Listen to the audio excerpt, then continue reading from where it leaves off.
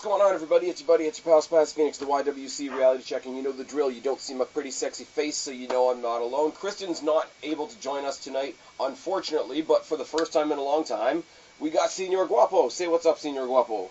Hola, mis amigos. Senor Guapo's back again for another wonderful time. And we're here to talk about SummerSlam and TakeOver and do the pay-per-view pick 'em. So if you're watching us for the very first time, basically the deal is this. SummerSlam has 13 matches. We're going to give our predictions. We're going to rank the confidence in our predictions, 1 through 13, 13 being the most confident, 1 being the least confident, and that's how the scores will be calculated on the night. If you want to join in the comment section below, please feel free to do so. Give me your picks, give me your rankings, and follow me on Twitter at SpazPhoenix1 on the night. There's no prizes, unfortunately, because there's absolutely no money involved in this channel, so it's just for bragging rights. If you look just for honor. If you look in the description box below, you can not only keep track of who's already won this year / last year, you can also see the biggest rivalry in the history of the YWC between our own co-host Black Cat Feline and Mizark10. Quick shout out to Mizark10. One more thing before we get started, something I did not mention on my NXT review, and I should have. Last night's NXT review marked my 800th video. So there's a butt ton of people I should be thanking for that. You all know who you are. Here's your thank you. I will probably do something else at a later date, but short, sweet, and to the point. Thank you, all you guys, for listening. All you guys out there that have done videos with me in the past. Kristen, who, as I say, is unfortunately able to join us tonight. Guapo, who's here right now. Thank you, buddy. Thank you for having me. Everybody else, I mean, even 800, damn. That's a lot of videos. Even the Johnny Thunders and the Orton Storms and the Deluxe Mans and the Prestons and the vocal aggressions out there. Sarcasm aside, anybody that's ever contributed to this channel, Salvador Salcido, who keeps giving me the great graphics, OK Fabe, who's been with us in the past. Not that Hailstorm listens to my wrestling videos, but thank you to Hailstorm for all the music. You never know. She might listen to the video, hear that you're using her intro, copyright it, and tell you good job for the video. Hey, I did get a copyright strike on my first Mae Young Classic video this year, but I'm not monetized, so it doesn't really matter. But yeah, no, seriously, guys, 800 is a lot. I mean, I'll be honest, my subscribers aren't quite where I'd like them to be this far into having this channel, but the subscribers I do have are loyal as fuck. Just go to a Q&A or go to a pick 'em like we're doing tonight and check out the comment section. The usual suspects, you guys know who you are, from the Strife19s to the Zohans to the Mizark10s to the Cheney 815s. You guys know who you are. Just wanted to say thank you. Meant to do it last night in my NXT review. Didn't get a chance, unfortunately. So that's my big ramble on that. So, Guapo, what I thought we would do is eat our vegetables first and save our nice steak for the end. So we are going to talk about SummerSlam first. Oh, okay. Shit. I'm going to ask you what I usually ask you and Kristen before a pay-per-view that we're going to preview. How are you feeling about SummerSlam? I'm going to watch it. Wow. I don't know. Like, this is a weird one. Like, okay, so this is basically the number 2 show of the year, correct? Yes, so it's one of the big 5. I should be going into this show thinking, okay, shit's going to change, stuff's going to happen, this is going to be a great show. I feel like it's a B pay-per-view. I feel like there's a lot of matches on the show that, and I think we've run into this a lot recently, where we're not excited about the match, but we're excited about what could happen around the match. We're excited about people outside the match that might get involved. We're excited about, what if so-and-so does something to so-and-so. And that's not necessarily a bad thing. You're anticipating a story rather than anticipating a match, because that's a big part of wrestling. But I think there's a lot of that in this card. Yeah. But I think on top of that, even the matches we're not excited about, there's a couple of those matches just on paper, and I'm thinking 1 or 2 in particular, that don't have a story but don't really need it either. My comparison has always been, I never watched ROH, right? Right. But when we had CM Punk and Daniel Bryan, I had heard enough about them to say, oh, I bet these guys are going to fight each other one day. And they did. They fought each other on, like, B pay-per-views. But it was just one of those, you got those two in the ring, and because they had worked together so much, and they came from a different place, and they were able to bring something so different, you didn't really need the story. Like, I almost wished there wasn't a story, just let the match happen.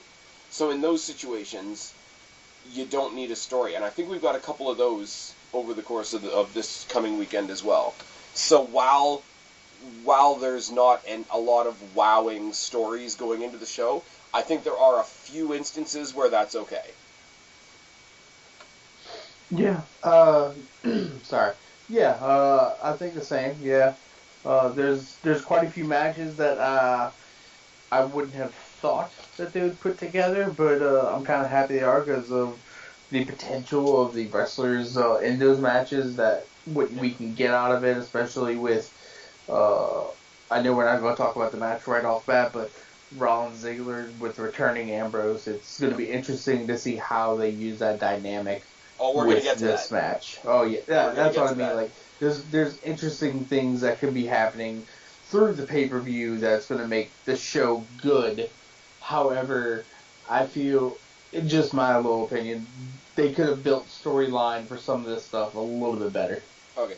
And before we get into the match, for anybody else that does want to participate in the pay-per-view pick'em, I do want to say, after we're done talking about the matches for SummerSlam, please do hang around and listen for the bonus questions, because there are two, as well as a very interesting, I'm trying to rev up the way we do the interaction portion, the Twitter bonuses, etc., so I will be describing that later on. From this point forward, those of you that do want to participate and you want to leave me your picks in the thing below, if you leave me the picks and you miss a match or miss the bonus questions or miss how I'm structuring the Twitter bonus for that particular week, I won't be repeating it. And that kind of makes me sound like a dick, I know, but hang around and listen if you want those bonus points. Starting from what I see to be the bottom of the card, match that I'm not particularly, I care about it so little that I don't know how to predict it, and that is Finn Balor versus the Constable Baron Corbin. Yeah. Did they just have this match at the last pay-per-view? They've fought each other all over Raw. Baron Corbin has put Finn Balor in a dollhouse. Finn Balor's partner has been Braun Strowman for reasons. I don't care. People are saying we're going to get the Demon this Sunday. I hope we don't. This is not I hate to tell everybody we're not going to get the Demon. I hope we don't, though. I hope we don't, though, because I know we haven't seen the Demon. I know we haven't seen the Demon in a while, and it's a cool gimmick. And a lot of people were a little weird about the fact that he didn't do the Demon at WrestleMania. He did the whole like Pride theme thing, etc., that wound up a bunch of people because some people are fucking assholes. I mean, I don't have any problem with what he did at WrestleMania, but I am kind of bummed that we didn't see the Demon at Mania just for the entrance alone. This is not the kind of thing that should bring out the Demon. No. Baron Corbin with the 5 head should not bring out the Demon. Baron Corbin's does not warrant the need of the Demon. I got Balor at 1 just because I honestly don't think it matters either way. Like, the fact that this is what they're doing with Finn Balor is kind of gross. I'm taking Balor at 5 just because Constable Corbin, really. I mean, will say, though, I take it. I'm happy they're letting the man wrestle with a shirt on finally. So, good. Oh, fuck, what is it? The guys on What Culture call Baron Corbin the man with the angriest belly in wrestling. I don't know. I will say, like, as much as this rivalry is bullshit and as much as I want to see Finn Balor doing more, Corbin has been getting a lot better. He has. He's just a smarmy enough dick to make the whole lame Constable thing work. And in the ring, he's been doing fantastic. Like, for his role and for where he falls on the card, I think he's doing... safe to say maybe a little bit better than what his role right now would indicate. So I will give credit for that, but I mean, Corbin's at the point now where I would say both of these guys deserve something better. Yes. Like, not another cookie-cutter authority figure and, you know, mix it. Take the authority figure story mixed in with the I'm big, you're small story. Like, it's literally what Daniel Bryan and Big Cass were doing. Shout out to Big Cass, who's now Big Kaz. Big Kaz, yeah. Big Kaz with a Z. Like nobody knows what the fuck's going on there. Jesus Christ, how long did it take to come up with that? Good 2 seconds. We're gonna, like, I don't know what to say. The first couple of matches we're just gonna buzz through because there's not much to say. Guapo. A match we've never ever seen before. Orton versus Cena? No. For the first time ever. New Day versus the Bludgeon Brothers. Oh, never saw that, ever. How are the Usos not on this card at all? How are the Usos not on this card at all? Is one of them hurt? I have no idea. Like, I would just have them in an exhibition match against, like, anybody. Like, just throw the Usos and the Bar on the pre-show. The fucking 2-hour fucking pre-show that they're gonna have. Remember when they actually used the Bar, right? Oh my Christ. Patrick Farms remembers. Oh my God. They got drafted to SmackDown, fucked off for a while because creative had nothing for them, came back to lose a number 1 contenders tournament. And I think Sheamus was filming something. That's why they had to fuck off for a little while too. And that's fair enough, but like, they got drafted, did nothing, came back, lost, and here we are. I don't know. I think if you turn one of the teams face, I think you could do interesting things with the Bar versus Sanity. Yeah. Because I would love to see Cesaro and Eric Young one-on-one, and I would love to see Sheamus and Killian Dane one-on-one. And Alexander Wolf obviously being the odd man out, but I think you could do a lot of fun with that, because I don't think either of those teams is going up to the top anytime soon. But, yeah. How is Sanity not on the card either? Like, fuck. I think they're... Do you think they bring up Nikki Cross, like, before Evolution? Or, like, after SummerSlam she moves up? Well, quick shout out to Kristen once again. She and I recently did a fantasy booking for Evolution, and I thought that they should put the title on Becky Lynch. Becky Lynch has an open challenge, and you get Becky Lynch versus Nikki Cross. But I don't think WWE loves me enough for that to happen. Not even a little bit. I got Bludgeon Brothers beating the New Day at 2. I got nothing else to say. Bludgeon Brothers are champs right now, right? Yes. I will take Bludgeon Brothers for 4. Okay. Keeping with the theory of tag teams for a second, after losing a triple threat title match on Raw, Revival get another title shot just because we're getting the Revival versus the B Team. Yeah, let's just say I have a B Team at 12. Wow. Only simply because fuck the Revival. Really? Yeah, fuck the Revival. Wow. I got the Revival, but I only got them at 4. Like, yeah. I get that they're doing the happy-go-lucky, like, winning team. B Team's holding on to that title, I think, at least for a little bit. Just because, why take the titles off of Hardy and Wyatt to give it to B Team, stupidly at that, to then bounce it to the Revival. Because the Revival is a real team? I agree, the Revival is a real team. However, people are getting behind the B Team bullshit, so I don't know. Yeah, but it's like the Zack Ryder thing. They're getting behind them ironically because it's a goofy thing to get behind and it's fun. But at the same time, weren't we all the same ones that were like bitching for so long? Hey, why did you guys bring up the Revival if you weren't going to do anything with them? Why did you guys bring up American Alpha just to split them up, like... Because American Alpha's going to get back together. I don't know. Apparently Jordan's neck is worse than they thought. I thought I remember reading something that he's getting better, but the plan is because they have Gable off TV right now, is for his return, they're going to put them back together. Yeah. If they were going to take the team and split them up, they should have put Gable on 205 Live. I mean, I know it's a downgrade, and even I haven't watched 205 Live in a little bit since I stopped reviewing it, but I mean, you can't tell me Cedric Alexander versus Chad Gable wouldn't be a pay-per-view worthy match. Chad Gable against anybody of good athletic stature is a pay-per-view worthy match. Think about, this, because, they do the call-ups typically after WrestleMania. Can you imagine, say, this time next year, Cruiserweight title match, Cedric versus Gable versus Gargano? Oh, fuck. That should be like a main event. Special guest referee, Rockstar Spud.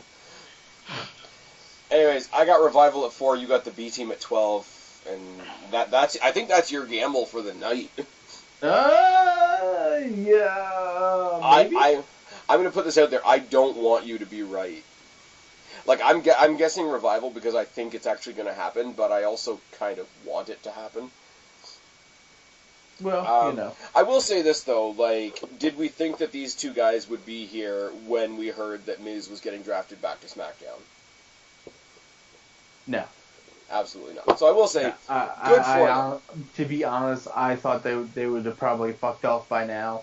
Yeah. Bo probably be jobbing to some people, and I honestly thought that Axel would probably be fired by now. I would have loved to see an actual serious effort put behind Axel as a singles guy, and if you need to, I don't know, take Bo and do something with Bray. Either unite them or let them have a feud. Have him go back to like the old like super happy NXT Bo Dallas versus super dark Bray Wyatt. Even if you put them together some type of way, because I mean, for what was it? This last pay-per-view, like they barely were in the ring together. Like they didn't want to bump against each other. Right. I mean, I'm pretty sure there was people chanting IRS too, but whatever. Yeah, but I mean, people used to chant Husky Harris at Bray Wyatt, and then they got over it. But even though, I don't know, I still kind of hope slightly that somehow they do pair Bo and Bray. Yeah. Just because, no matter what, all siblings who are in wrestling together at some point want to work with each other. It's true, and it would be cool if they brought them together without ever mentioning that they're related. Because then it could be one of those cool double things where the people that don't know just go like, oh, look at those two characters, that's an odd pairing. And those of us that know can just like know and smile. Those of us who know will know and smile, and those of us who also know that they were a tag team together at in FCW. Okay. See, I didn't even know that. They were the Otungas in FCW. They were the Otungas? Yes. Otunga. That's their last name. Or something like that. Oh, Rotunda. Rotunda, whatever it is. Otunga is like David Otunga. No, I meant Rotunda, not Otunga. My bad. They're a little light to be Otungas. Anyways, as I mentioned, haven't watched 205 Live in a little bit. I basically dropped off watching it as soon as I stopped reviewing it, which is kind of sad. So, Alexander versus Gulak. I got Alexander at 3 for reasons. I have Gulak at... I've got 1, 2, 3... put him at 5, 6. Gulak at 6. You're not doing your picks on the fly, are you? I'm pulling a Kristen. Ah, very good, very good. It's weird because Gulak's good, but he's not somebody I want to see on pay-per-view. Like, he's a very, very good wrestler that I don't care to see. He's a very good wrestler. He's gotten a lot better on the mic. Yes. And I know he's gotten as aggressive as fuck. Like, ever since Triple H took over 205 Live and sort of rebranded it again, which was great. I should say, the reason I'm not watching 205 Live isn't because it's bad. It's because, I'm doing stuff and something's got to go. Like, it literally is that simple. I know when Gulak stopped being goofy, he got aggressive as fuck. I think he was working with Brian Kedrick and Gallagher at one point. But apparently Gallagher is going to be going over to the NXT UK brand, so good for him. I don't know. Alexander seems to be their poster boy, and I mean, like, for all the right reasons. So I don't see them taking the belt off him anytime soon. Got a couple haters. Yeah. Couple haters. You want to talk about hate? Let's talk about Randy Orton, who's not in a match, but doesn't like Jeff Hardy right now, which makes Jeff Hardy versus Shinsuke Nakamura very interesting. Well, I got Nakamura at 12. I have Nakamura at, where is it? 8. There it is. Obviously, Orton's going to get involved. Obviously, Jeff Hardy's going to get fucked over. Obviously, that whole thing that they did on SmackDown where Jeff Hardy popped his earring out and Randy Orton dragged him around the outside of the ring by the open hole in his ear was fucked up. Yeah. Yeah. Although I do like the whole, like, I'm going to take away everything that makes you you, and he, like, takes off the armbands, and he washes off the paint and rips the necklace off his neck, like, sort of stripping the identity one by one. It's old school, it's a very simple metaphor, but, like, for somebody like Randy Orton, it kind of works. For one of those, like, hey, I'm one of these WWE guys that's been here a while, why the hell do you guys like these high flyers, these flashy guys, like, why aren't you respecting me? It does work. It really makes me wonder why this isn't a triple threat match. Yeah. Come to think of it, we don't have any triple threat matches this whole weekend. Yes, we do. Anymore. Yes, we do. Huh? Oh, never mind. Women. Yeah, you do. I mean, maybe this is Randy Orton's punishment for supposedly waving his dick at writers. Yeah. I mean, I'm sure he's done worse in his time. Oh, my God. I don't know if you... I mean, there was that whole JoJo thing. The whole JoJo thing? Yeah, don't you know him and JoJo had a thing? Back in the day or now? Yeah, back in the day. Oh, well, fair enough. I don't know. It's sort of been a cesspool of dirt sheet stuff the past couple of days. There was that thing about Orton. There was the thing about Dave Meltzer, who doesn't give a single fuck. No fucks are given by the Meltzer. No fucks are given by the mighty Meltzer. As I was saying to you... That's why WWE will never give... he'll never give anybody in WWE a 5-star match. He did give somebody in WWE a 5-star match. Who? When? Gargano versus Almas. No. Real, like main roster. Not okay, NXT. Hate to break it to all the NXT smarks out there, NXT is a WWE product. Oh, no. I agree it is. However, I'm talking about main roster product. Like WWE proper. Correct. Okay, fair enough. I don't know. As I said to you before we started recording, I do not in any way support or agree with the stuff that Dave Meltzer said about Peyton Royce. I do, however, envy how much he doesn't give a fuck.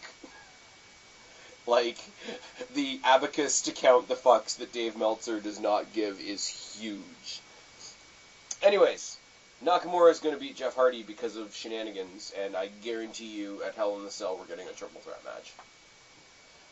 We got a match on the kickoff show that I don't think should be on the kickoff show. I mean, there's 3 matches on the kickoff show, but... Rusev and Lana versus Andrade Cien Almas and Selena Vega. Is it bad that the thing I'm looking forward to most about this match is seeing Vega in the ring? No, because I mean it's a throwaway match.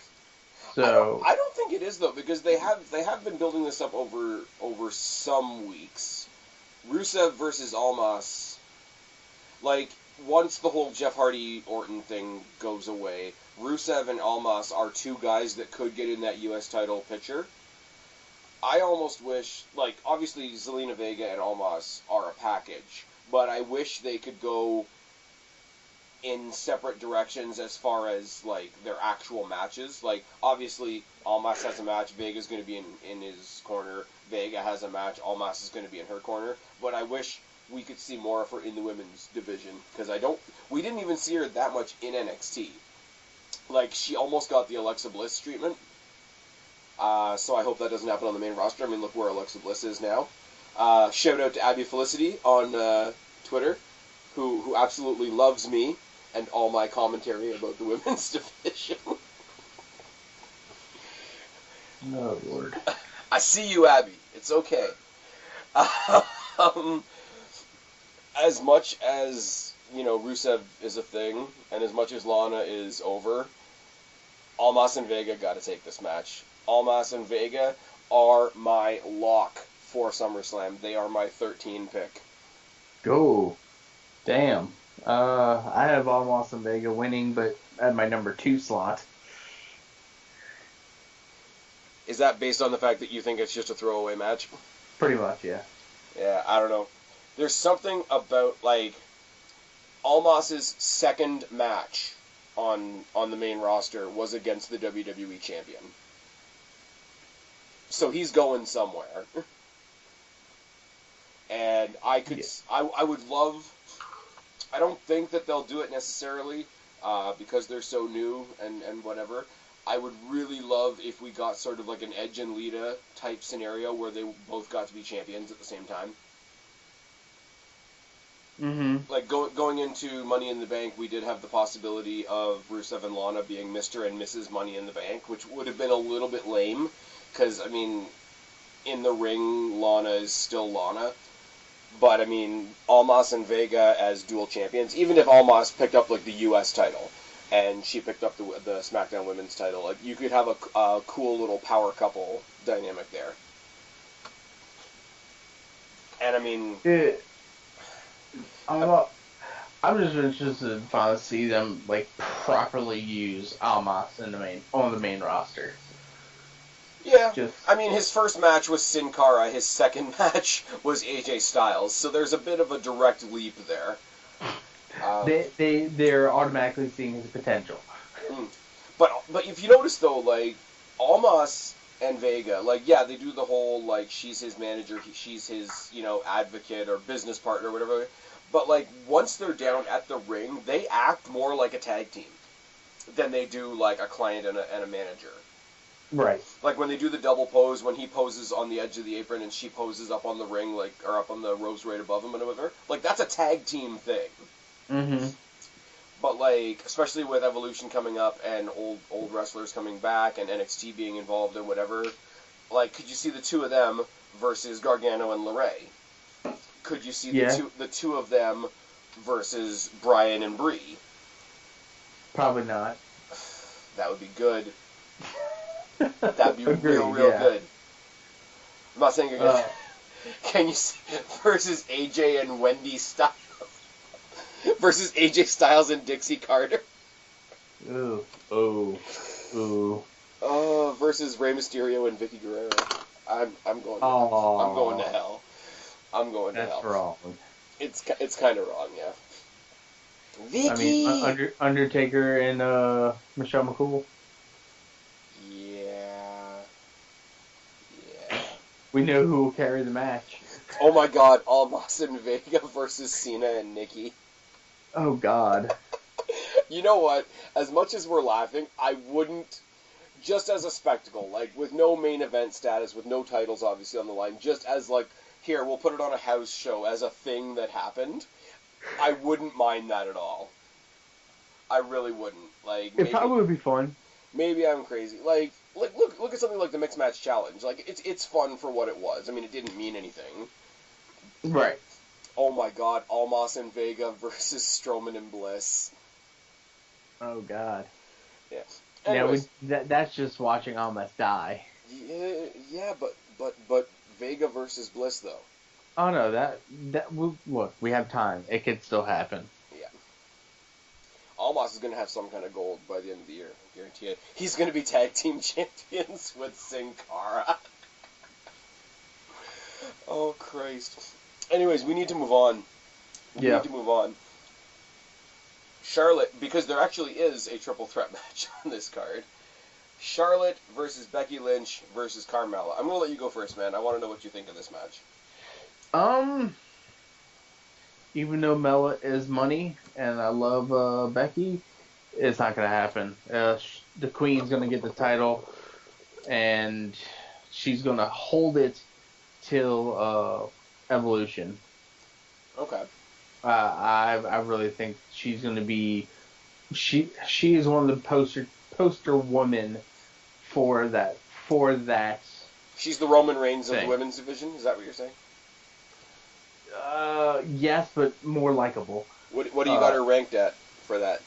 I had this match ranked for my number 3 spot.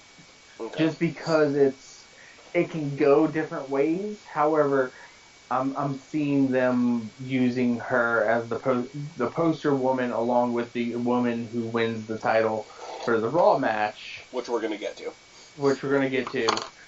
I could see them having them go together to where, hey, the main event of Evolution is title versus title. No titles on the line except for just bragging rights for which brand's better and spectacle match. See, I would say that, but there's 4 separate brands going to be represented or actually 5 technically separate brands that are going to be represented at the show. So I don't know how they would do a brand thing. And, well, I mean, just like Raw, SmackDown thing. Okay. And I have another idea of what's going to be the main event of that show. What do you think of Carmella right now? I like her. I don't know. I know it's the heel way of getting away with shit, with her winning with James Ellsworth shit, and I don't know. It's just she's doing well, but she doesn't sell being the champion for me. Okay. You didn't see SmackDown this week, right? Negative. That is correct. I have not. Okay. Because it was sort of like a 3-way promo in the ring where Carmella was trying to obviously stir things up between Becky and Charlotte. There's the whole idea that like Becky is always in Charlotte's shadow and all that, which is going to get interesting, I think. But the thing that was great, that I thought was great, that wound everybody else up, was Charlotte told Carmella, "You are a diva in a women's era." No, but it was great though, because Carmella turned around and she owned it, and she's like, "Yeah, I am a fucking diva. I look better than you. I do this better than you. I got more style than you. Da da da." And she sort of like took diva and owned it, and I think it's very, very cool because like how far the women's division has come makes us look backwards, and like diva becomes a bad word. Like the diva era, the Divas title, the diva era of wrestling becomes like a bad word. So for a heel to take that and make it their gimmick is fucking brilliant. Because she's not the best wrestler. She's not. And I won't say, it's the same as I say about Bliss. Like, Bliss gets buried way more than she deserves. But I'll never say she's the best woman on the roster. Carmella's not the best woman on the roster, but that's not her strength. And if they're going to take this whole, like, we have all this pride for how far the women's division has come, and for her to turn around and take the term diva as a heel gimmick, I think is fucking brilliant. Yeah, but the difference between Carmella and, like, Bliss is Bliss... I still think Bliss has a better promo and better talking ability than Carmella does. Like, I feel she's more comfortable in the ring, and she's also more the athletic person in that ring than Carmella is. Oh no, Bliss can go in the ring. Bliss suffers from what I said about the Bellas for years and years and years, right? Bliss is probably about a 6 out of 10 in the ring. She's not a 10. She's not the best wrestler out there. But people will call her a 1 because she's not a 10. Carmella is not that. Carmella is probably about a 4. But her character, it's like the the brief month or so where NXT did Eva Marie the right way, where she knew she was bad, but she used how much people hated her in the ring to make them hate her. Like, they use it. It's like the old Heyman thing, like, hide the weaknesses and accentuate the strengths. Mm-hmm. But everything we say about somebody who can't really wrestle, who's only there for their looks, whatever, what does that reflect? That reflects the diva era of wrestling. So take Carmella, who acknowledges that she's not the best in the ring. She's not a Charlotte. She's not a Sasha Banks or whatever. So own that character that, like, okay, I'm not the best wrestler, but yet I've got the belt, so suck it.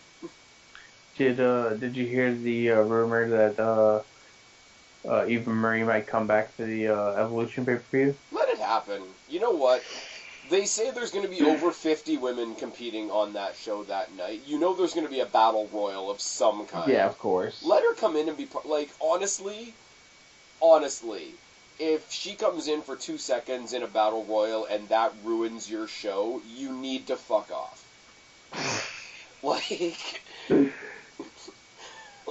Fuck.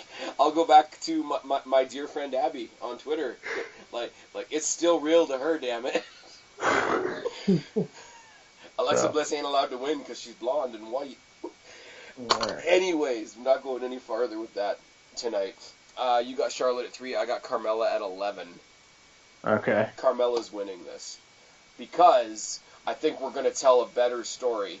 I think we're going to, at Evolution, I think we're going to sacrifice maybe not having a primetime SmackDown title match for having a better match between Charlotte and Becky.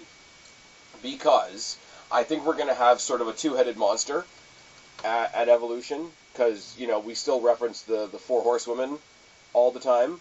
Mm-hmm. Even though 2 of them are on Raw, 2 of them are on SmackDown, they don't really do, it's not really a solid faction, but we still reference those 4 women together. I think at Evolution you're going to see, on the SmackDown side, you're going to get Becky versus Charlotte, and on the Raw side, we're finally going to get Sasha versus Bayley. Yeah. And, going out on a limb here, by the time we get to Evolution, Becky's the heel. Not a lot of people are a fan of that, apparently. They'd rather Charlotte turn. But Charlotte has turned... Charlotte is Big Show as far as turns go. And I think there's so much... Because of they keep pushing that story of how she's gotten so close to the title and not won, and been overlooked and not won, and been in Charlotte's shadow and not won, etc. She makes more sense. She's the one that has the reason to be mad, so why would Charlotte be the one to turn? Wait, isn't Becky already a 2-time Raw or SmackDown Women's Champion? Yeah. She's been there. She's had the gold. So. Yeah, but realistically, if they're gonna play up the story of her being in Charlotte's shadow, look at Charlotte's resume.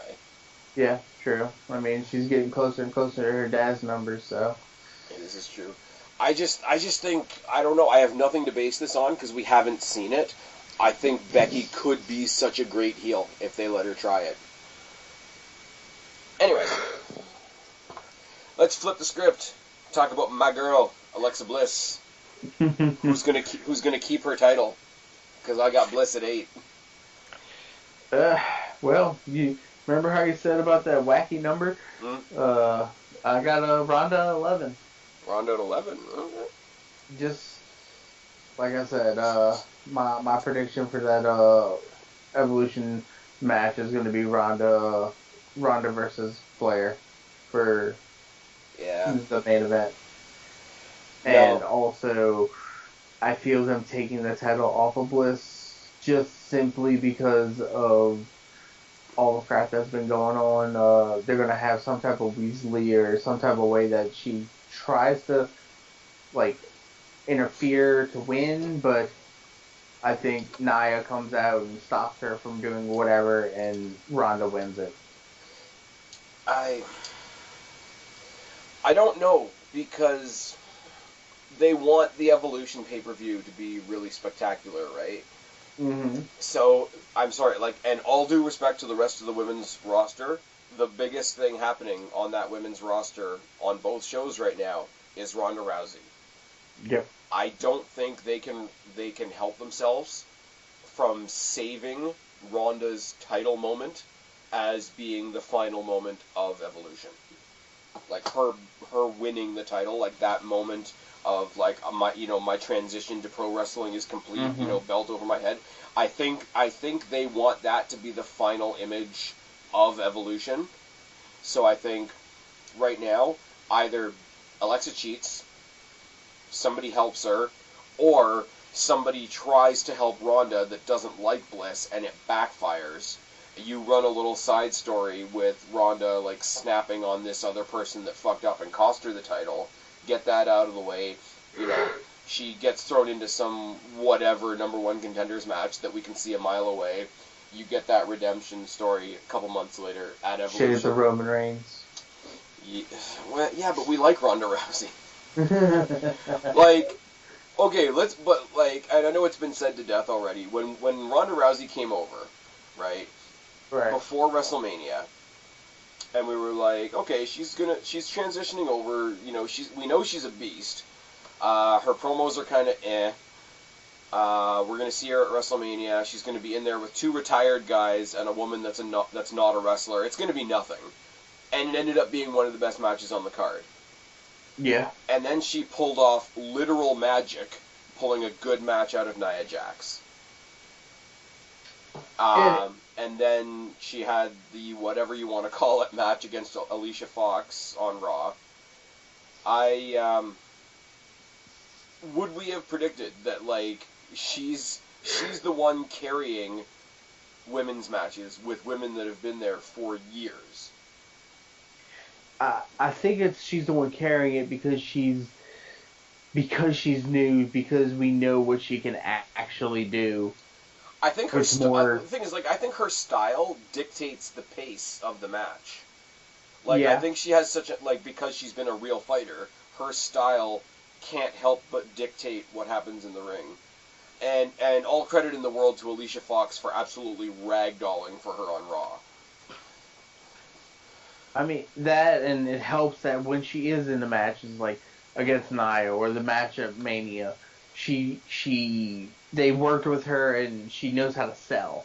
Yeah. So, her facial expressions, down to just the minute detail of, like, how she's selling and her arm hurting or whatever, if they've been working her arm, like, she's been working very hard to make sure she doesn't fuck this up.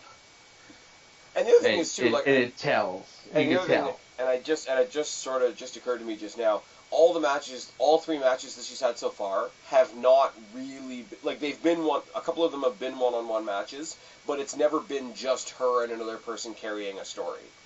WrestleMania, it was a tag match. There was a lot of moving parts. At Money in the Bank, you had a bunch of people on the outside doing stuff. You had Bliss with the cash in. There were a lot of other moving parts. That she was only one of the moving parts. Even the match on Raw, where you had Alexa Bliss and Natalya and all these people out at ringside, there was a lot of moving parts to just sort of distract the crowd. I think right now, because her ringside person is Natalya Neidhart, who's dealing with family stuff. Obviously, rest in peace to Jim Neidhart, which is super shitty. And Alexa Bliss's corner person was Mickie James, who's out with a legitimate injury right now. I think this is going to be the first time you see her in a match situation where her and the person in the ring have to carry the whole story. And I don't think the first time that happens is where she picks up the belt. I mean, she's already had one title shot and didn't win it because Bliss cashed in.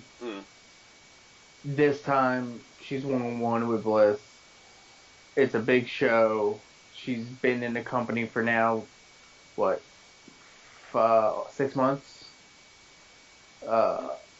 She has credibility. Yep. And they need a massive build for this all-women show coming up. So, and don't get me wrong, I will not have a single problem with her winning this Sunday if it does happen. I'll say good for her, etc. As much as I'm a fan of Bliss, you're a fan of Bliss. Bliss is there to get her ass kicked, and is she has done a great job at being somebody that we are invested in seeing getting her ass kicked. So as a Bliss fan, if she gets demolished this weekend, I won't care because that's what her role ultimately is supposed to end in. So as a Bliss fan, I will be cheering her as she gets her ass kicked, if that makes sense. Yes. Anyways, so you got Ronda, I got Bliss. We're going to have to get Kristen's picks at some point. Yeah, we'll figure it out. Zark has to beat her at some point. Oh, somehow. Yeah. Hey, at least Naomi's not on the show. Hey! Silver lining. That's why the Usos there. That's why the Usos aren't on the show. Oh Lord, we're going to hell. I was going to say they're a package deal, but whose package are we talking about? Anyway. I haven't seen her in a while. It's been kind of nice. You not feeling the glow? No. Get that shit checked. Kevin Owens versus the corniest name in wrestling, the Monster in the Bank, for the briefcase. Owens gets the briefcase if Strowman loses in any way. Pin, submission, countout, disqualification. I don't know. Like, I'm torn for this one because the writing's on the wall that Owens could win it, but I really want Strowman to keep it, just simply because of the possibility of what could happen that night with it. Yep, I know, but I think. But even if Kevin wins, the same thing could happen, and I'll still be happy. And we're going to address that, right? Right. I think the story that they've told on Raw, like, yeah, a lot of people are shitting on Raw because there's a lot of worthless stuff happening on Raw right now, right? You'll notice I don't review Raw. But one of the cool things that they've done, and he's sort of teamed up with Baron Corbin a little bit, and he's sort of teamed up with Jinder Mahal a little bit. They've pushed this narrative that, like, Strowman could be his own worst enemy and get himself disqualified, get himself counted out and whatever, and lose his briefcase, which I think is, again, it's like Carmella taking the diva gimmick. It's a brilliant little bit of storytelling, because what is Braun? Braun is like unbridled, uncontrollable, like rage monster, right? So that is what he is. Now, if he can't do that because a disqualification will fuck him, because a countout will fuck him, like when they had their cage match, he threw Owens off the cage because he wanted to destroy Owens. He wanted to destroy Owens so much that he didn't care if he won or lost. Now he can't go into this match with that same mentality because he has something to lose this time around. So all Strowman has done, all Owens has done the past couple of weeks is show him using Jinder Mahal, like these count-out ways and these disqualification ways that he could lose. Because Jinder Mahal has, I think, 3 victories over Braun Strowman now. And can we also just mention, goddamn, if that was not the most, like, crazy freaking spot for Owens getting thrown off that cage. Yeah. Like, that hurt me. Yeah. It's funny because every time they do, like, a big, like, car crash style match, it was the same thing with the Money in the Bank as well. Strowman, you can tell Strowman in the ring has those moments of, fuck, what did I do? Fuck, like... He's kill a man. No, but he's legitimately a guy that doesn't know his own strength. And if he's got people that are willing to sell for him, that's almost more scary because he could chuck a bitch. There's a bit, yeah. There's a spot where he was on a tear during the ladder match, and he picked up Kofi, and I think he picked up Kofi without knowing where he was going to throw him, and he just ended up like basically dropping Kofi on a ladder, and you can see his face. It's like when Orton took out the one Singh brother who's still out injured, and you saw the look on Orton's face like, fuck, I think I just killed a guy. Like, I see that look on Braun Strowman's face like a couple of times a match. And I'm not saying this to put him down, because he's entertaining as hell. But at the same time, it's like, it's sort of tempered with, like, I hope he doesn't fuck somebody up. I hope he doesn't actually kill a man. Yeah, no. Yeah. Please don't kill him. We need him. Yeah, it's bad. I got Owens at 7. I think they're definitely going to tell. They're not going to tell the story that Owens, decidedly defeats Braun Strowman. They're going to tell that Strowman is his own worst enemy, type thing. I think Strowman wins. I have him at 10. Wow. Well, it's going to be an interesting game, if nothing else, because you and I are not agreeing on much at all. We're differing, yes. We are differing. And yeah, when we get to the main event, we're going to talk about the main event, just the match itself, and then the potential other things afterwards. But before we get to that, we are going to get to a match that was so exciting last month that it had people counting down with the clock. It wasn't the Royal Rumble. Ziggler versus Rollins for the IC title, with Drew McIntyre and the returning Dean Ambrose in their respective corners.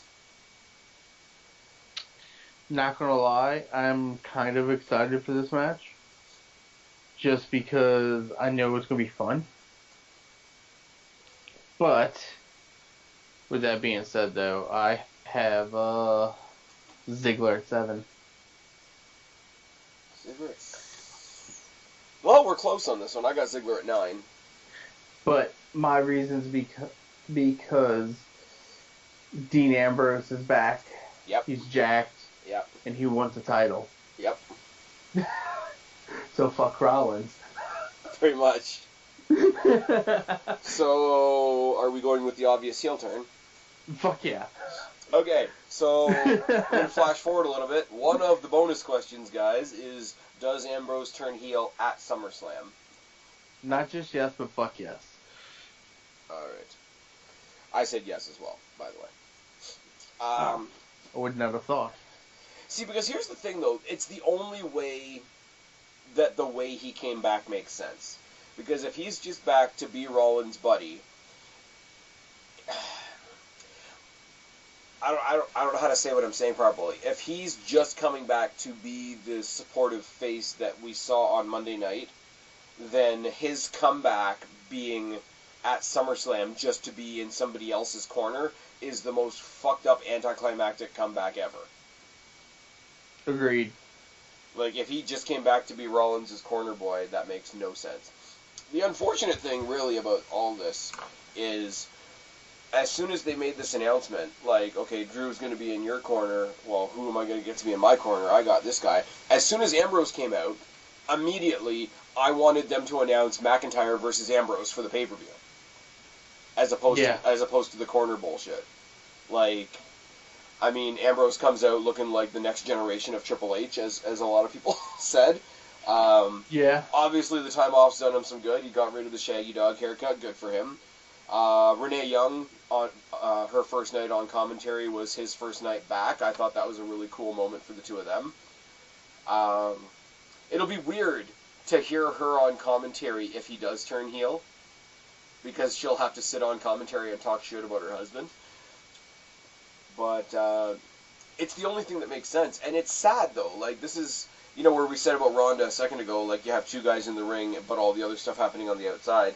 Because Rollins versus Ziggler on a card, like, title or no title, backup or no backup, brawl or no brawl, those two guys in the ring should be enough to sell a match. Oh, God, yeah. And then they did the Iron Man, and people shat on it. I think it's kind of a piss-off. Yeah. Because we do, like, I try to see, as scary as it is, I do try to see things from Vince's point of view, right? The fans tell him, we want somebody other than Rollins, we want somebody other than Brock, we don't care about the Universal title, da-da-da-da-da. So what do? We throw Rollins and Ziggler in a main event Iron Man match, and you count along with the clock. If I'm Vince, I'm like, fuck you, you're getting Roman Brock for the next 6 months.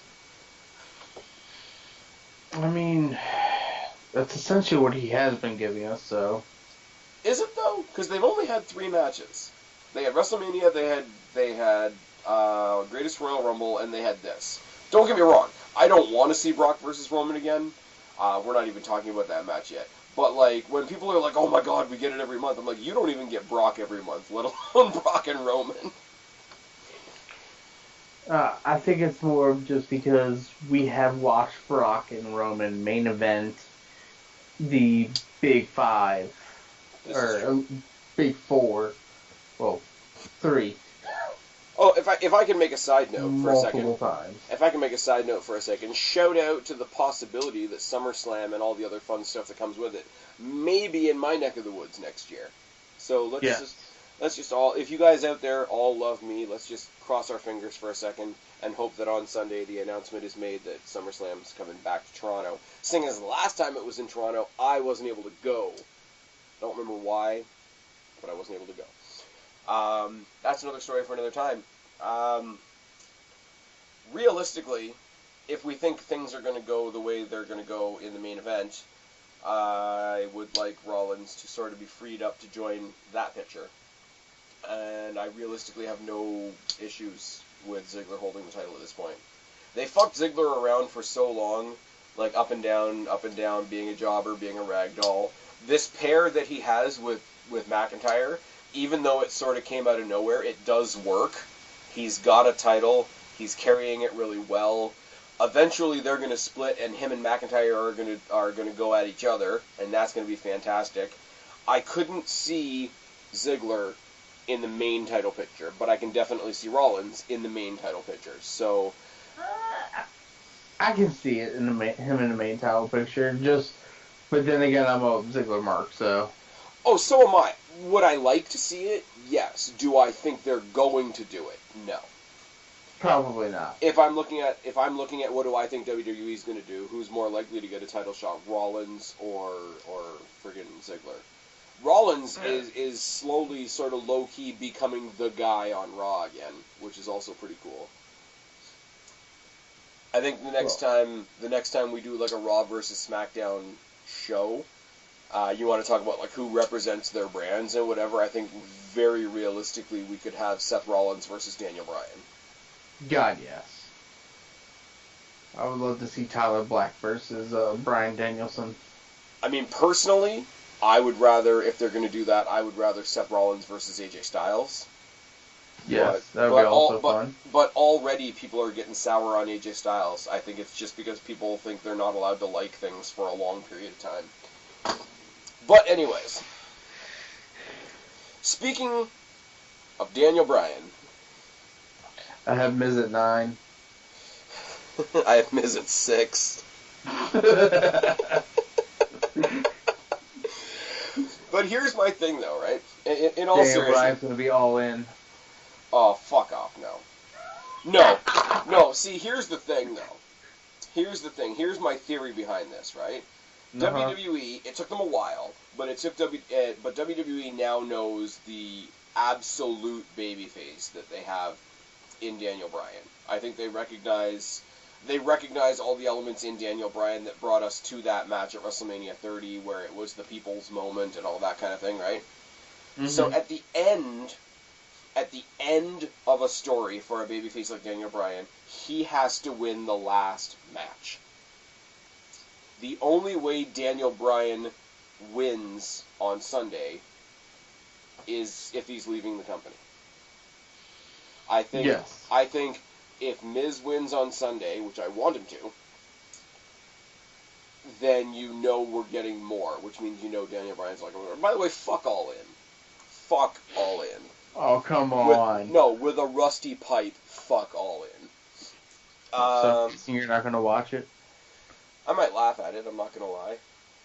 It's Kenny Omega versus that dude in the discount Halloween costume, right? Oh, come on now. That's right. And his brother stole my last name. Anyways, we're not doing this. But no, like, if I believed Daniel Bryan was leaving the company, I would put him as my 13. But I don't think he's leaving the company, therefore I don't think he's winning. And then we get into where Miz kind of mirrors Alexa Bliss in a lot of ways, where if you have Daniel Bryan lose here, and go on like a complete fucking downward spiral, and then bring himself back up towards the end of the year. Miz sort of backdoors his way into the title somehow. Daniel Bryan either wins the Rumble or wins Chamber. They have their next match at WrestleMania, and by that point, much like Bliss with Rousey, Miz plays that role of the guy you want to see absolutely get handed his ass. And at that point, as a Miz fan, I'm ready to see him get his ass kicked. Mm-hmm. Because you know they want to put this match, with the amount of build-up they did just this week on SmackDown, you know they want to book this match at WrestleMania. Oh, God, yes. They did. That will sell money by itself. It could main event. Yes. Like, you could have this match and Rousey-Charlotte co-main event next year's WrestleMania. Agreed. I know you said you didn't see SmackDown this week. They did a 3-part video montage of the whole history between The Miz and Daniel Bryan. They did the whole thing back in the shitty version of NXT. They did, the couple of times they have fought in the past. They did Daniel Bryan debuting on the main roster. They did him having to retire. They did him coming and doing the whole GM thing. That great segment on Talking Smack that they had, him coming back, and then into this match that we're actually getting on Sunday. And, I mean, WWE, we can shit on them for their storytelling and whatever. When it comes to stuff like that, like the video montage, like the lead-up vids, the hype and all that, nobody can touch WWE for that shit. This is true. They do make some of the best hype videos. I could make a case, and I thought about putting this as one of the bonus questions, but it's not. I could make a case for this match being the main event on Sunday. Yes. And I wouldn't mind. I don't think anybody would mind, really. Oh, God, no. I think this match would probably steal the whole show if it was the main event on Sunday. This match will work. Do you remember when Rock and Cena fought the first time? Yes. And they did the big video montage, and they did all the other wrestlers talking about what that match meant. And I'll always remember, like, Jericho was one of the quotes in this match, and he sort of said, this match will be one of the best things you've ever seen, because that's what it's destined to be. That's the feeling I get with this match. Now, WWE's never going to tell you that it's that important. I mean, but this match was a year in making. Well, they're hyping. Before we knew Bryan could even wrestle. Yeah. Well, that's the thing. They're hyping it up as 8 years in the making. Oh, from the time Bryan was in NXT? Yep. Which I think is a really cool. Even if you know they weren't telling that story from day one, it's a cool story to tell now.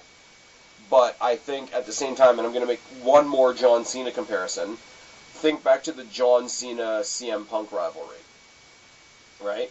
Where it was like the ultimate like pro wrestler versus superstar. Mm-hmm. Like CM Punk was obviously the wrestler calling John Cena out for being a superstar, and vice versa. And that's literally what we've got here now with Daniel Bryan and The Miz. And that dynamic works so well. I mean, you don't have the built-in hatred that we had for Cena because people are coming around to the fact that Miz is a great heel. So you got guys that the crowd likes both of them, so that'll be different. But that whole, like I say, like WWE polished superstar product versus the indie guy. And I think it works really well. And I think Miz, because Miz, much like Bliss, much like a couple of other people, is underrated in the ring, only because he's in there with somebody better. It's another case of he might be a 6 or a 7, but people will call him a 1 because he's not a 10. Right. And I think if anybody, like, it's weird because Daniel Bryan's the one that's coming back, but I think Miz, as far as an actual in-ring competitor, is always the one that goes into the match with something to prove. And I think it works. I agree. Anyways, we've talked that to death. We both think Miz is going to win. I think Daniel Bryan is going to stay. You think Daniel Bryan's going to Jobbermania. Not really. I'm just trolling with that. Also because Brian's contract ends on the night of All In. Oh, does it? So, yeah. I will say it would be a feather in his cap if he let his contract expire, went to All In, did whatever he did, and then signed a new contract with WWE the next day. That's the thing. Like, I feel like if anything, because his contract expires on September 1st. Like, that's his last day in the company. All In is September 1st. So if anything, if he could talk to Vince, somebody like that, like, hey, look, my contract's up today. Let me go do this just to fuck with people. I will sign the contract like today, reinstating me on the 2nd. So what you're saying is the new main event of All In is Bryan Danielson versus Phil Brooks? No, that will not be the main event. Also, mostly just because Punk, I don't even think is going. Punk's in court again. I don't even want to talk about all that bullshit. Jesus Christ. Leave CM Punk alone. I mean, you know I like watching indie stuff, especially ROH, and I'm a big fan of the Bucks and also Cody, so I'm super happy for them about all the shit that's going on for that show. Like, okay, let me say, because I do feel like because I come up here and I troll a lot, and I talk about fuck the Bucks and the young schmucks and Kenny the Beta and all that kind of shit, right? But like. I liked the Bucks back when they were in TNA. Like, I think they're a great team, and as much as I'm kidding, what they're doing, like, the fact that they've literally scraped their own money together to throw a pay-per-view together, is fucking phenomenal, and it's kind of unheard of, and it is historic. And I don't have any problems with them. I watched, what was the show where Jericho got the Intercontinental title belt? Domination, something like that. Dominion, that's it. I watched 2 matches from that card. I watched that match where Jericho won his title. I watched the Kenny... Or no, that's a lie. I watched 3 matches. I watched the Kenny Okada. The Kenny and Cody match. Or no, whatever. Okada. Kenny faced Okada and won the title. Okay. Won the IWGP heavyweight title. Okay, no, I'm coming back around to it now. I watched the Kenny. I've seen that match that Jericho won his title. I saw the Kenny versus Cody whenever that happened. And that super card. Yeah. Of honor. And whichever show it was, I also watched a Young Bucks match where 2 more guys that looked like they came out of a Halloween store took on the Bucks, and the Bucks are great. And Cody's always been great, and Kenny's fine, I guess. He's Canadian, whatever. Jericho is doing what he's doing with the Jericho Cruise. I am not saying, in all my trolling, in all my, fuck these guys and whatever, I am not saying that these guys aren't great. I'm not saying they're not busting their ass. I'm not saying they're not doing groundbreaking shit. But they have the most annoying fucking fan base in the world. Oh, you're not alone in thinking that. I have a their fan base is worse than a Roman Reigns fan base. Their fan base is on par with a Naomi fan base. Oh boy. I'm just saying. We're getting off topic. How about we are getting off topic. And yes, in all seriousness, I will probably check out All In at some point because I'm sure there will be some good shit on there. But God, how about this? Me and you. We'll pull what you and Kristen do with everything else. Me and you will do a preview of All In. Will we? Yes, let's do it. What am I making my predictions based on? We'll figure it out, and I'll let you know. Because they still have to release the whole card. Freaking Kenny Omega versus Drunk La Parka. Let's be real for a second. Oh God. Okay. Back to the. Okay. In all seriousness, back to New York. When we first started talking tonight, I said I referenced Daniel Bryan versus CM Punk and how even though I didn't watch ROH, I did know that these guys had something special working together. And when I watched it, You could tell it in the ring, even though it was like B shows, even though it was never going to main event to WrestleMania. I saw these guys that I wasn't really familiar with. I saw them get in the ring, and I was like, fuck a story, fuck a title. I just want to see these guys wrestle. Now, imagine how much I would have been invested in that if I had watched ROH. Yeah, very. I used to watch TNA. And this weekend, I'm getting AJ Styles versus Samoa Joe. That's my comparison. That is my comparison. They've put a story to this, but I don't care about the story at all.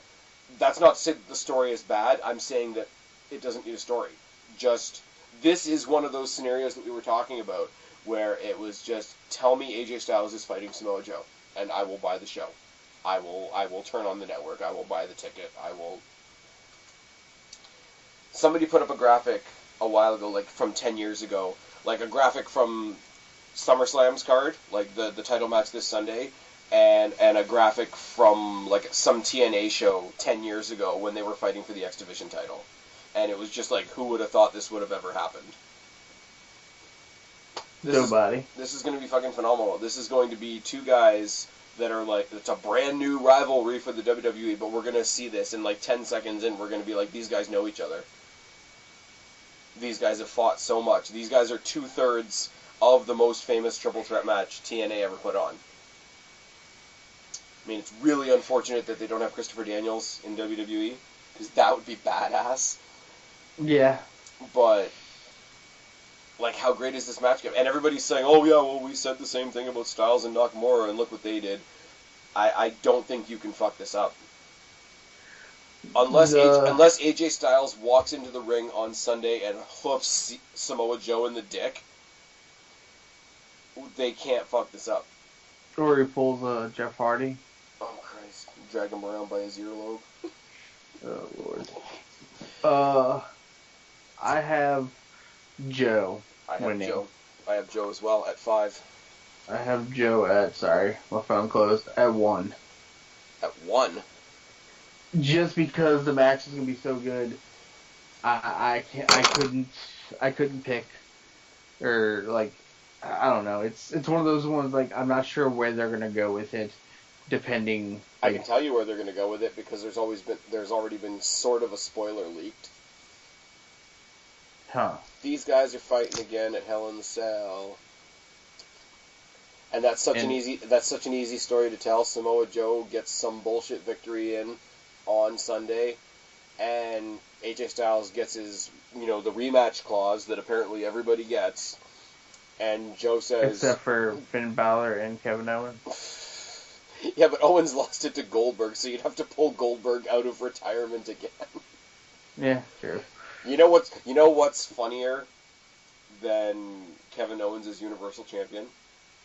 Lesnar and Goldberg at Survivor Series. Oh, Lord. I was there. Weren't you there? I was there. I missed the match because I looked down at my phone. That's about right. I looked down at my phone, I looked back up, the match is fucking over. Oh, I know why. Shout out to James, Fear the Spear 1990, who made a specific request of me that year. Said he's never seen Goldberg or Lesnar live, and he's a big mark for both of those guys. And, like, the markdom is real for James. So big shout out to him. He's like, if you're there, can you please videotape their entrances? So I did. I got out my phone and I taped the Lesnar entrance, I taped the Goldberg entrance, and I literally put my phone down to, like, hit, like, save to Twitter or whatever the hell I did, and by the time I looked back up, the match was over. I had to laugh. Before we even got out of our seats, things longer than Goldberg-Lesnar was a hashtag trending on Twitter. Anyways.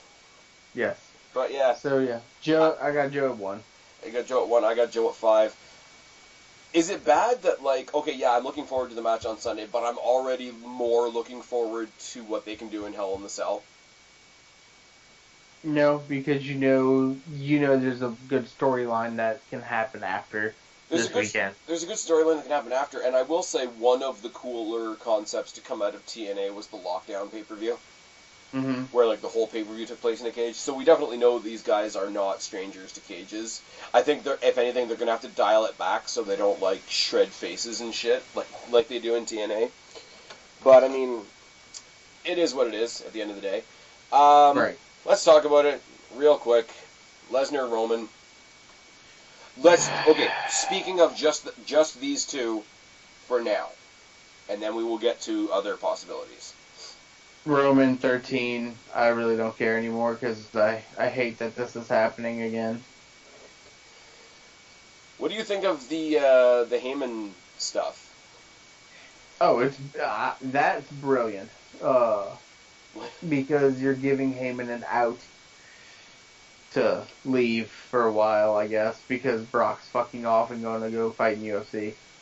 See, here's the thing. Like, not that I think Vince and Dana White will ever, like, work together on anything, but being that I personally don't give a shit about UFC, I would have loved to see Lesnar walk down to the Octagon with the Universal. Like, the Universal title is bullshit. Let's not make a mistake about this. The Universal title has not been handled properly since its creation.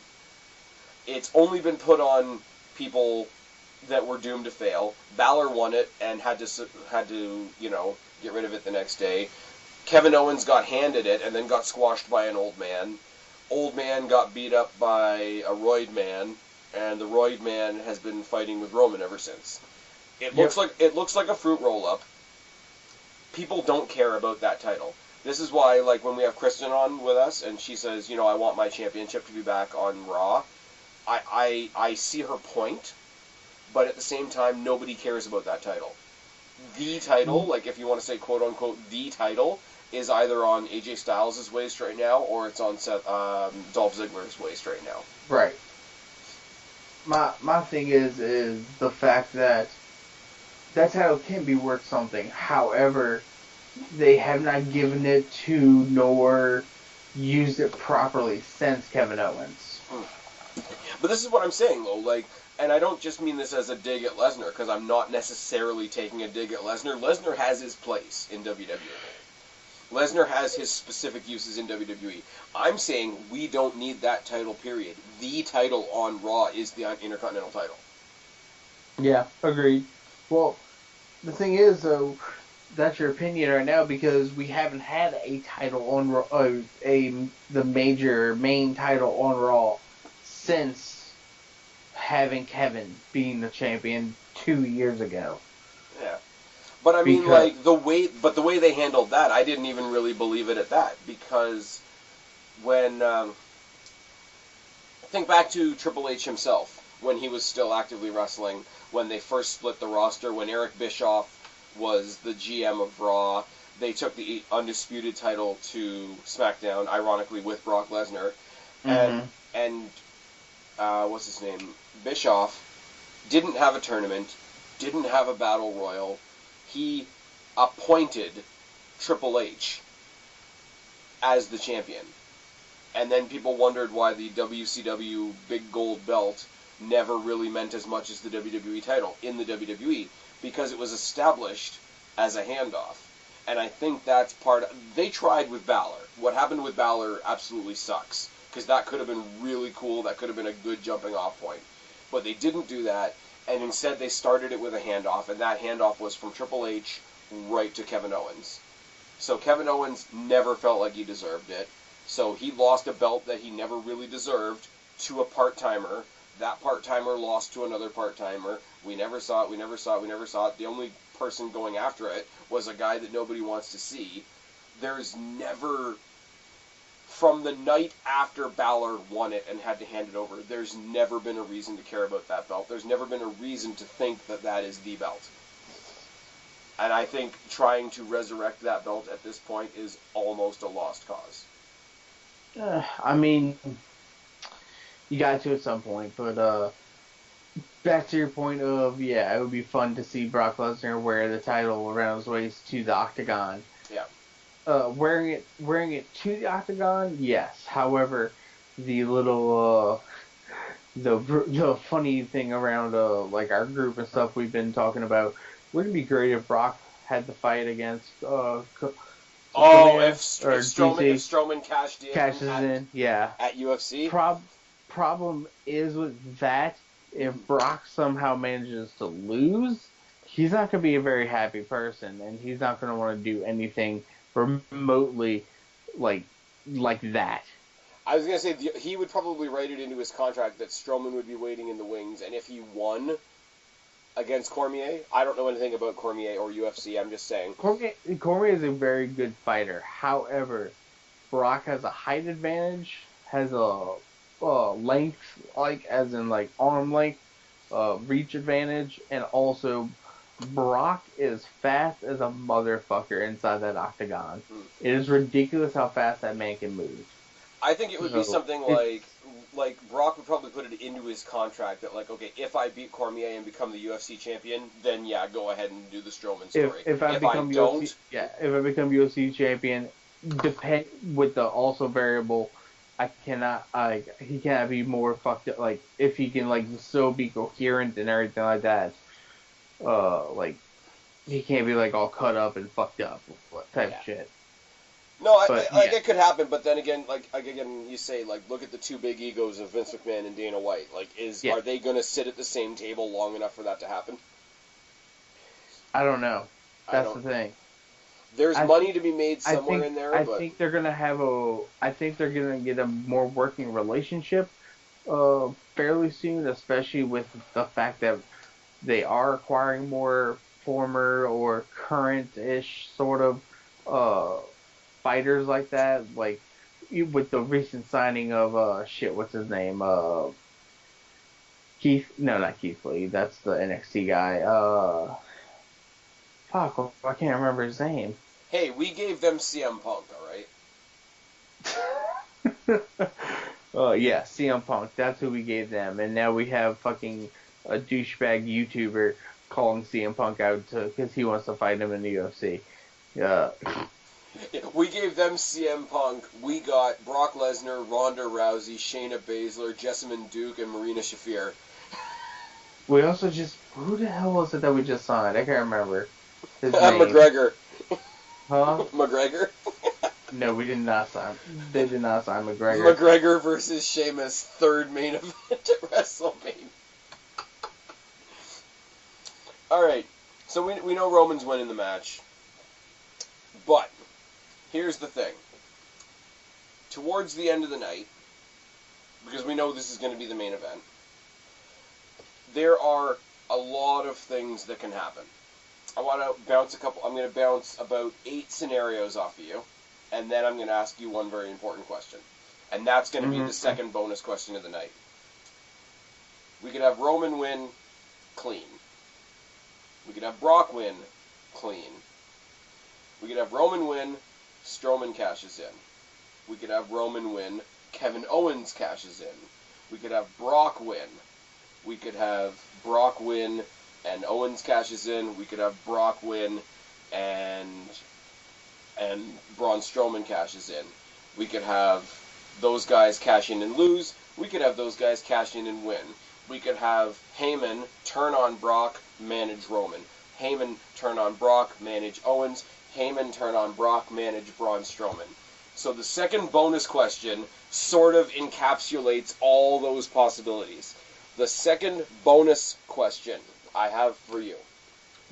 Who is leaving SummerSlam with the Universal title?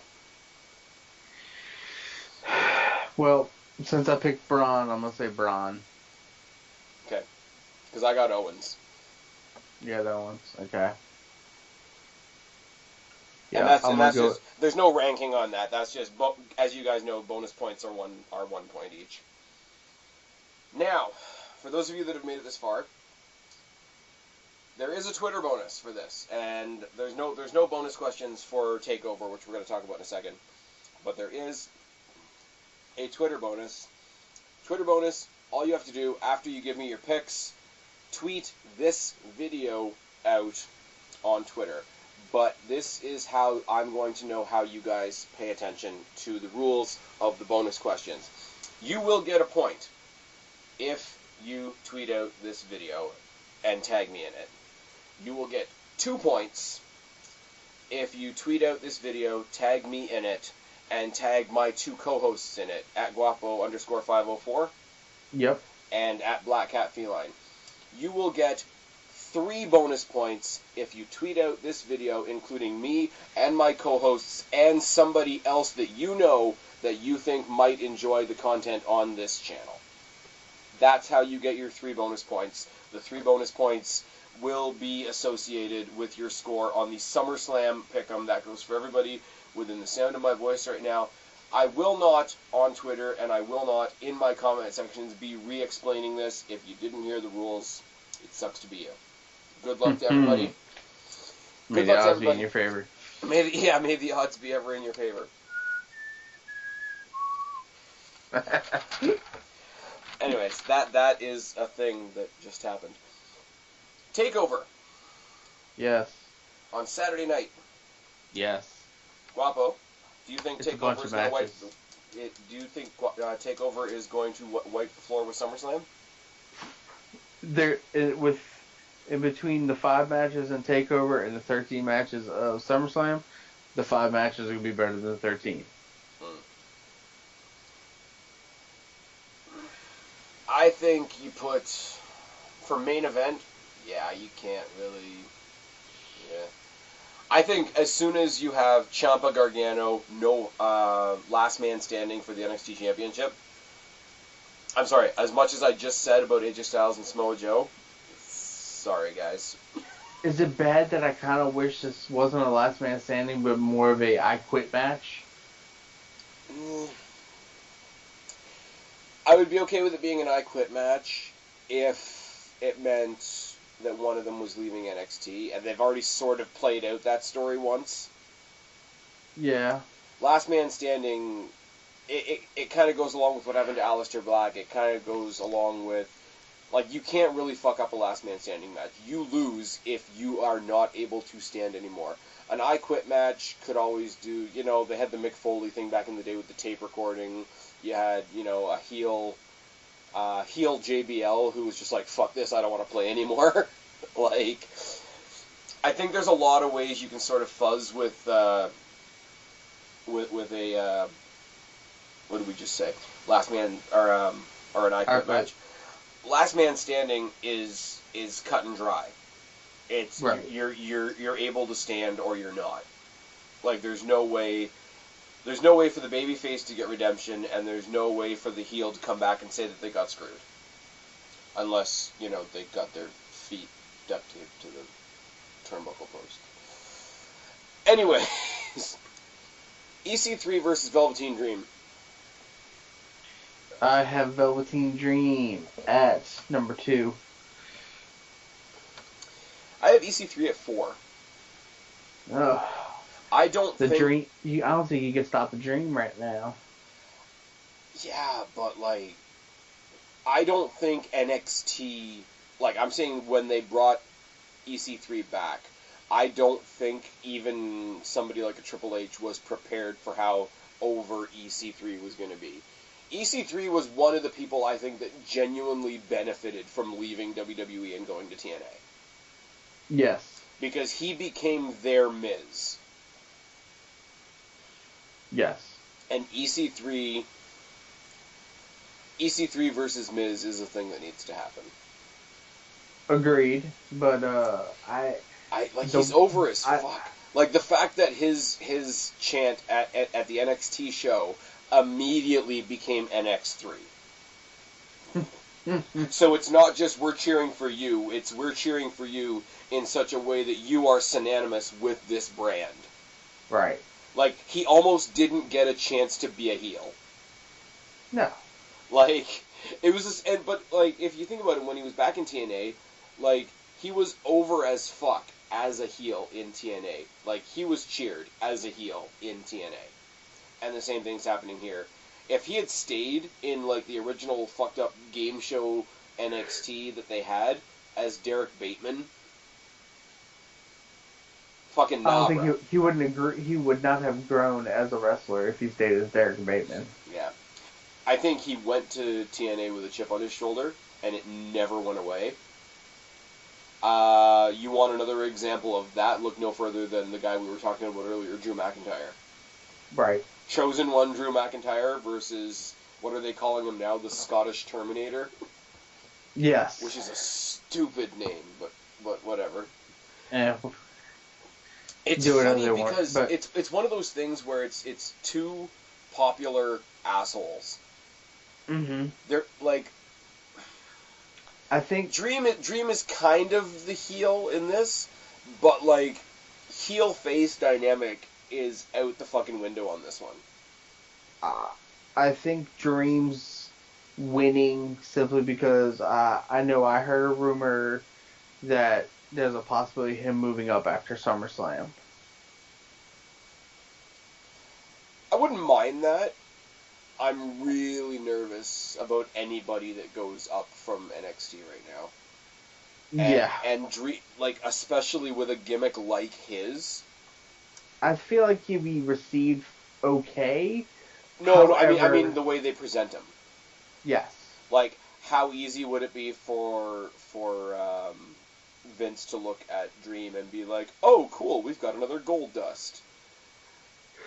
Essentially, especially because I feel like that's gonna be his first big feud for the main roster. It's gonna be Gold Dust. Why, or though? Truth. Jesus. I would love him to take somebody. I would love him to like randomly go out and like stare down. Like who's a really like stereotypical like tough guy, man's man, like not a main eventer, but like somebody like Sheamus. Who's just like, you know, beer brawler type, you know. I'd rather Dream versus Cesaro. I feel like that match there. Oh no, I don't mean the match. I just mean as like a sight. Like, who's the one that's going to look at Dream and be like, "What the fuck are you meant to be?" Right. I think Cesaro would take him as sort of like an interesting challenge type thing. I think there'd be like a more cerebral approach. Somebody like Sheamus, and I know it's stereotypical, and I hate that. But it, like, say Sheamus is back home in Ireland at the pub, you know, pounding down a couple beers, and Dream walks in. The absolute eye-rolling look on Sheamus's face, the reaction to that, just, yeah, all of that. Or go the other way and have Velveteen Dream interrupt Miz TV. Mm-hmm. I don't know. Oh, God. Him versus Miz? Shit. The promos, bro. The promos between Velveteen Dream and The Miz. Jesus Christ. That's something I never knew I needed to see until right now. I really do, guys. I don't think you can hurt the Velveteen Dream character right now.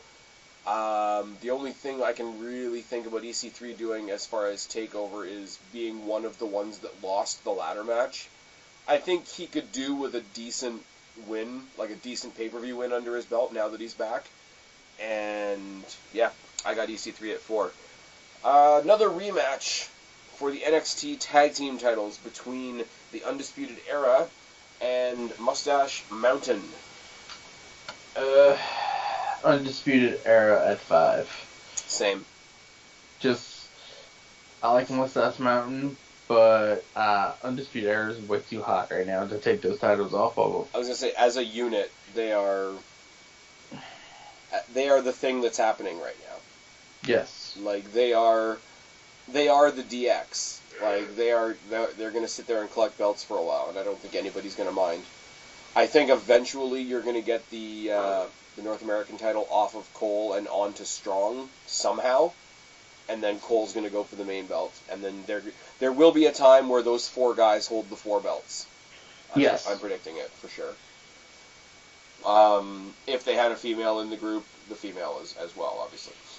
Right. The other thing is, for me, like, not even the fact that Era is over as fuck right now, but I do believe Mustache Mountain, along with Pete Dunne, are transferring over into the NXT UK brand, where they are going to have their own tag team titles, their own women's title, their own main title, etc., etc. Isn't the UK title the main title? The UK title is the main title, but I believe at some point they're going to have to transition that title into being the NXT UK title rather than what it is right now, which is the WWE United Kingdom Championship. Right. Like, I think they're gonna. It'll be a matter of phrasing more than anything else. But I mean, Pete Dunne is your guy. I truly believe that they are going to put their women's title on Toni Storm at some point, which they should. Mustache Mountain grabbing those tag belts. There was one other team of brothers at the UK show that I guess will be their first competition. But I mean, they're going to be over there. I don't see why they would bring the NXT proper titles over to the NXT UK brand. And they've already done a little bit of hot potato between Era and Mustache Mountain. I don't think they need to do it anymore. People know what Seven and Bait can do. Like, take that notoriety over to their new brand and help be like one of the corner posts of that brand rather than trying to sort of like middleman between the two. And yeah, Era is real good. Speaking of I keep on wanting to say the Attitude Era, but speaking of the Undisputed Era, Michael Cole, not Michael. I love doing that. Adam Cole, baby, taking on Ricochet.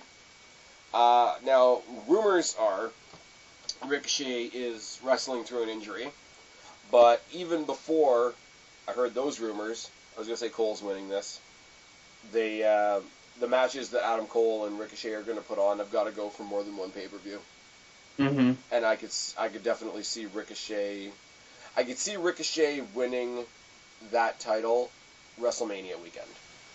Like, I think they could drag it out that long, and at that point, either Adam Cole's in the main NXT title picture, or possibly Era debut on Raw or SmackDown after WrestleMania.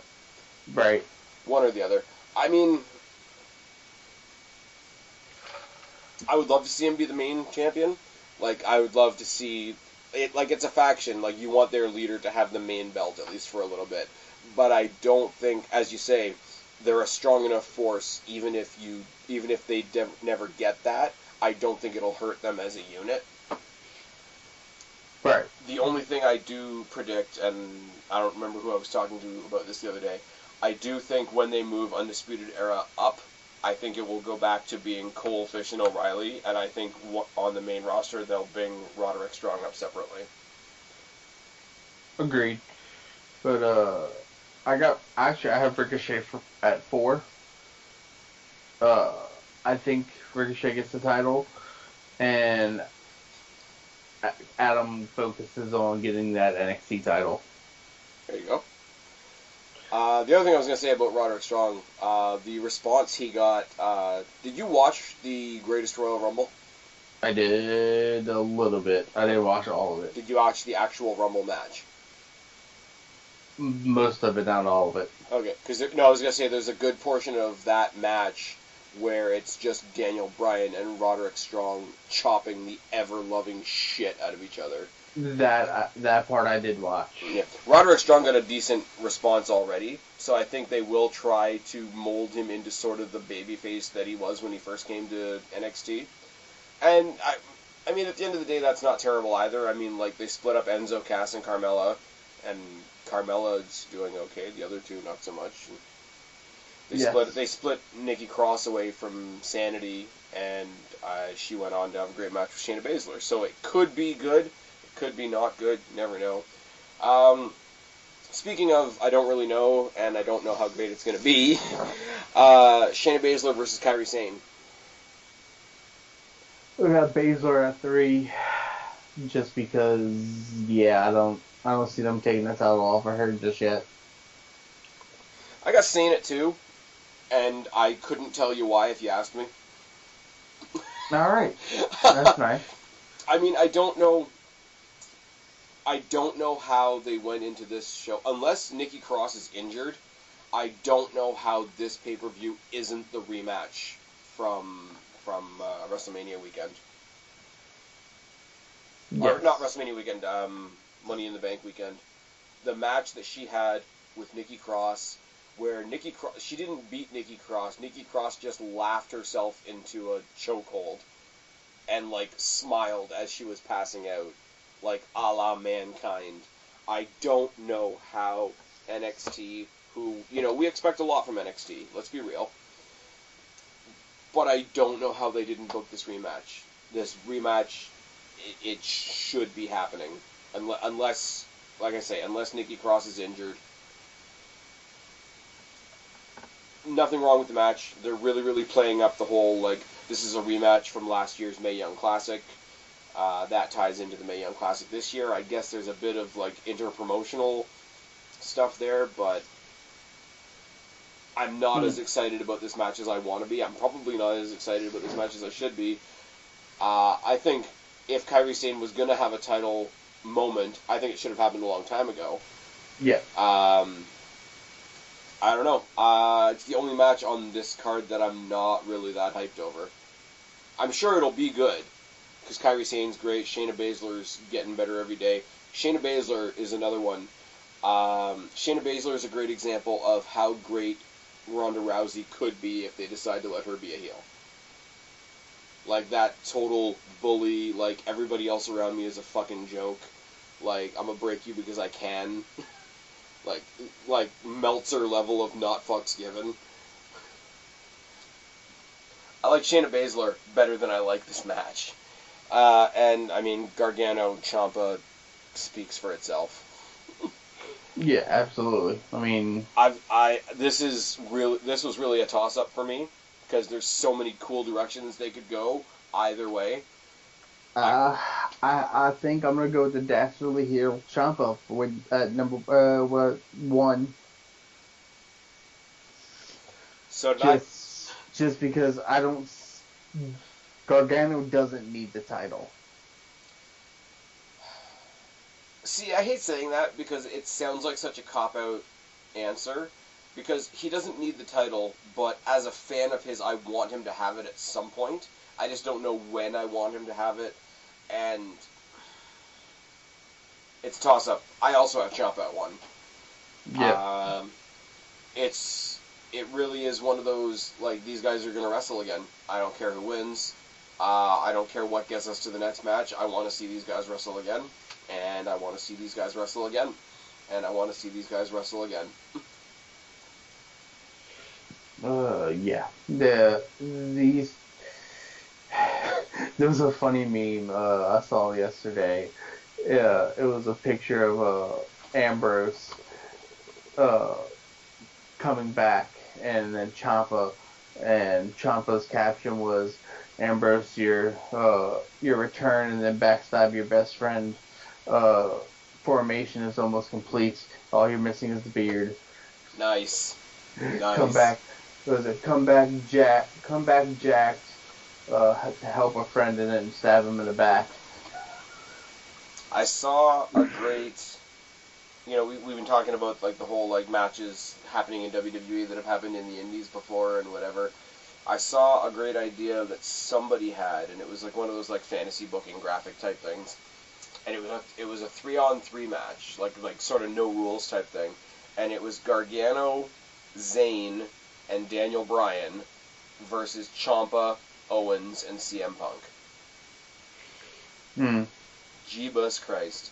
You know what I would do to troll the fuck out of that? I would throw John Cena on the babyface team and Randy Orton on the heel team. Oh, God. Just to look at all the indie fans and be like, fuck your couch. And all the rest holds. Anyways, and that is it. We've talked the fuck out of SummerSlam. We've talked a little bit about TakeOver. And, yeah, anybody else listening, get me your picks, rank your picks, get your bonus questions, do the Twitter bonus, 1, 2, or 3 points, depending on how well you were paying attention to the rules. Fuck. Not really anything else to say. Guapo, final thoughts. Find me at Guapo _504 on Twitter. And, there you go. Follow go forth and watch wrestling. Follow our co-host Black Cat Feline on Black Cat Feline Instagram, Black Cat Feline Twitter. Tell them we sent you. Tell them that we missed her a lot. We sort of rambled through this without her. We didn't have that token female voice. A good promo on her. Ms. Arc 10's going to cut a hell of a promo in the comment section, I'm pretty sure. But yeah, I'm sure Kristen will be back with us to do something. I know she and I have a couple of movie reviews in the pipeline to do. Going to get one of you guys to talk a little bit about the Mae Young Classic with me at some point. But yes. Yeah, you guys know where to find me. Yeah, we have the All-In preview coming don't. out at some point soon. No. So somebody versus the Bucks. Fuck them. Basically. Anyways, you guys know where to find me or you wouldn't be here. I've been Spaz, he's been Guapo. We are your YWC Reality Check. Subscribe up there, talk down there, start a conversation. Keep all these conversations going. Don't be a stranger. We will talk to each and every last one of you later. But for right now, me and Guapo are tagging out. Bye, guys. Adios, amigo.